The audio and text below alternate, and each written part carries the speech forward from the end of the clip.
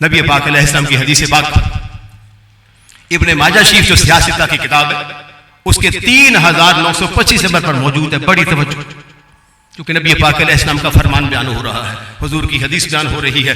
راوی حضرت طلحہ بن عبید اللہ، وہ کہتے ہیں قبیلہ بلی کے 2 لوگ نبی پاک علیہ السلام کے دستے مبارک پر مسلمان ہوئے. توجہ، ہجرت کی، مدینہ آئے، نبی پاک علیہ السلام کے دستے مبارک پہ کلمہ پڑھا.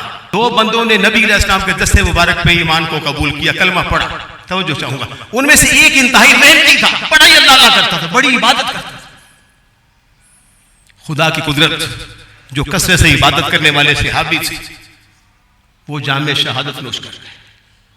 دوسرے ان کے بعد 1 سال تک زندہ رہے. بالآخر انبیاء علیہم السلام ہوں، اصحاب ہوں، اہل بیت ہوں، قرآن کہتا ہے کل نفس ذائقۃ الموت. اگرچہ کیفیت الگ الگ ہوتی ہے پر یہ حکم سب کے لیے ہے. 1 سال بعد وہ دوسرے صحابی کا بھی انتقال ہوا.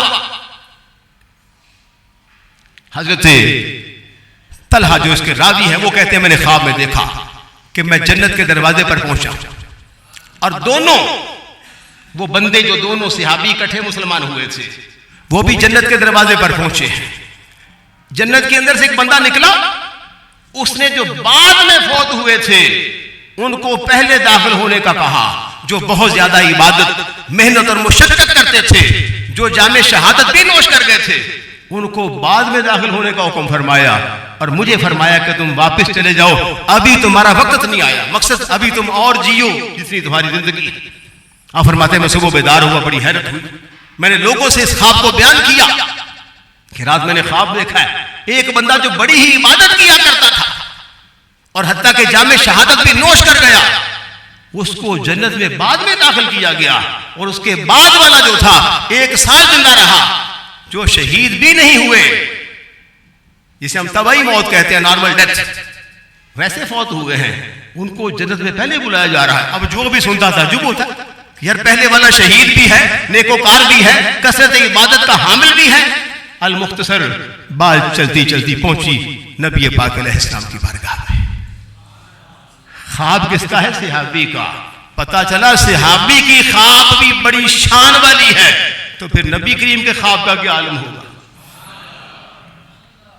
نبی علیہ السلام نے جب سارا معاملہ سنا، توجہ حدیث کے الفاظ ہیں، فرمایا کنفیوژن یہ تھی کہ جو عبادت زیادہ کرتا تھا، شہید بھی ہو چکا تھا، وہ جنت میں بعد میں جا رہا ہے. جو 1 سال بعد فوت ہوا، اتنی کثرت عبادت اور محنت اس میں نہیں تھی اور شہادت بھی نہیں تھی، وہ پہلے کیوں جا رہا ہے؟ تو آقا علیہ السلام فرمایا الیس قد مکث ھذہ بعدہ سنہ، کیا تمہیں پتہ نہیں ہے کہ جو شہید ہوا تھا اور جو بعد میں فوت ہوا تھا وہ اس کے بعد 1 سال تک زندہ رہا. قالوا بلا، سب صحابہ نے کہا ہاں اس بات کا تمہیں پتہ. پھر فرمایا وَأَدْرَكَ رَمَضَانَ فَصَامَ وَصَلَّى قَضَى وَقَضَى مِنْ سَجَدَةٍ فِي السَّنَةِ. تمہیں اس بات کا بھی پتہ ہے کہ اس نے رمضان کو پایا، رمضان کے روزے رکھے، حتیٰ کہ رمضان میں اتنی نمازیں ادا فرمائی، اتنے سجدے کیے. پھر سب نے کہا قالوا بلا، آقا ہمیں پتہ ہے کہ وہ سال بعد جینے والا، رمضان کو بھی اس نے پایا، رمضان کے روزے بھی رکھے، کثرت سے نمازیں بھی ادا کی. اب سنیے، جو شہید نہیں تھا، رمضان کی تعظیم کرتا تھا، روزے رکھتا تھا، نمازیں ادا کرتا تھا، اس کا مقام و مرتبہ نگاہ نبوت نے جب بیان کیا تو کیا کیا.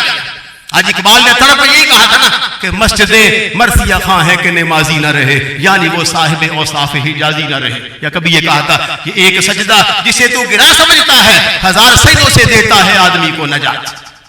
تو نبی علیہ السلام نے فرمایا کسی صحابی کی بات نہیں، کسی تابعی کی بات بھی نہیں، یہ بات ہے امام الانبیاء علیہ السلام کی، جو وجہ تخلیق کائنات بھی ہیں، مرکز کائنات بھی ہیں، محور کائنات بھی ہیں، جن کے صدقے ہمیں خدا ملا ہے، جن کے صدقے ہمیں وجود ملا ہے، جن کے صدقے ہمیں اللہ قدوس ایمان کے نور سے مالا مال فرمایا. توجہ میں حدیث پیش کر رہا ہوں. فرمایا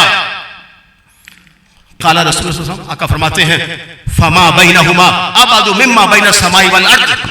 جب صحابہ کی موجودگی میں کنفیوژن تھی، اضطراب تھا کہ کیا ہوا، شہید بعد میں جا رہا ہے، دوسرا پہلے. جو فرمایا اس بات کو یاد رکھو کہ جو بعد میں 1 سال زندہ رہا، روزے رکھتا رہا، نمازیں پڑھتا رہا، پہلے والے اور بعد والے کے دونوں کے مقام میں جب میں نے دیکھا زمین و آسمان کا فاصلہ کم ہے، ان دونوں کے درجوں کا فاصلہ زیادہ ہے. یہ میں نے آپ کو روزے اور نماز کی اہمیت سمجھانے کے لیے اس حدیث کا انتخاب کیا ہے کہ انہوں نے ہماری طرح غفلت میں وقت نہیں گزارا تھا.